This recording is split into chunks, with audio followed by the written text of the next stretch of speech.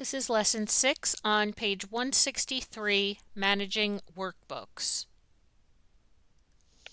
So far, you have largely worked within workbooks and worksheets to enter, view, analyze, format, and present your organizational data. But there's more to being proficient in Microsoft Office Excel than simply working within your workbooks. Managing the overall structure of your workbooks, manipulating how you view your workbooks, and knowing how to find the workbook you need when you need it are all critical tasks you'll need to perform from time to time. Understanding what functionality is available and knowing how to use it will ensure you're able to get the most out of the workbooks, worksheets, and data you've already worked so hard to create. In this lesson, you will manage worksheets, manage workbook and worksheet views, and manage workbook properties. So topic A on page 180 is managing worksheets. 164. Workbooks with just a few worksheets are fairly easy to manage without much effort. But what if you're developing a workbook with dozens of worksheets or more? You want to be able to clearly and easily recognize your worksheets, arrange them in the proper order, and possibly remove some from view to display or work with only particular worksheets at any given time. Fortunately, Excel can save you from having to navigate through a disorganized or unwieldy workbook. So we know that by default, the worksheet names that we come up on our tabs, sheet 1, sheet 2, 3, 4, 5, and so on. But we can rename them. And there's a few ways that we can do this. Let's say, I don't even know what's on these worksheets, to be honest. I guess it really doesn't matter. We'll just give them years. How about sheet 1 was 2015 transaction numbers. If I wanted to rename this, one way I can do that is by clicking sheet 1, right-clicking it, and I have the rename option here. And you can see that now sheet 1 is highlighted. So I can just start typing, and we'll just type in 2015 for this and press enter. So now that's renamed. Another way, let's say I wanted to rename sheet 2. First select it, then I'm going to double click on the tab. Sheet 2 becomes highlighted. I can then overwrite it, 2016, and press enter.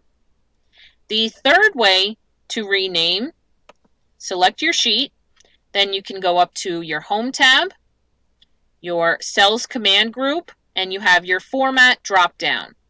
And within the Organize Sheet section, here we have our Rename Sheet option as well. That will highlight it, and then you can rename it. Just type it in, press enter. Okay?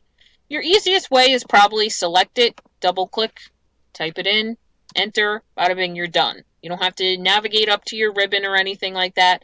But whatever way is most comfortable for you, stick with it and stay consistent. All right, but you have those three options. Now, we can actually also add tab colors to our worksheet tabs. Again, you can select it, right-click on it, and here we have our tab color. Maybe I wanted 2015 to be red. Click it. Now, when the worksheet tab is selected, you get a kind of gradient, a lighter color there, but look what happens when I select 2016. It becomes just the plain color. Okay, so that's just to differentiate, give you a better idea of what worksheet tab is selected at the time. So I can right-click, tab color, and we'll make this one blue. You can see a little gradient, lighter blue color. But when I move on to select 2017, it's the actual blue tab. Another way to change your tab color, select your tab, go to the Home tab on your ribbon, Cells command group, and your Format drop-down. And in your Organize Sheets section, you have your tab color here as well. So we'll go ahead and make this green. 2018. We'll go ahead and make this yellow. And then 2019, I'll right-click, and we'll make this tab color purple. Okay, so you can see, much more easily see which one's selected here. It gives it that 3D effect that it's popping up, and you can just see that the color is different there. All right, so we have how to rename them. We have how to change the tab color. What about how to reposition them? The easiest way is to just click and drag. If I wanted 2015 after 2019, I select it, click on it, hold down my left mouse button, drag it across. You see that little black arrow at the top? That's your moving indicator. Wherever you let go of your mouse button, where that's at, is where the worksheet tab is going to drop to. Okay? So easiest way, click and drag. You also have the option to open up a dialog box. Right click and you have your move or copy option. You want to move the selected sheet. Which workbook are you moving it to? Well, we're staying in Chapter 6 workbook. And then you want to choose where to move it to. Before what sheet? You can move it before 2016, 17, 18, 19, or you can move it to the end. You can also choose to create a copy of it by clicking this off. So if I wanted to move 2015 to the end, like I just did by dragging it, choose Move to End and click OK.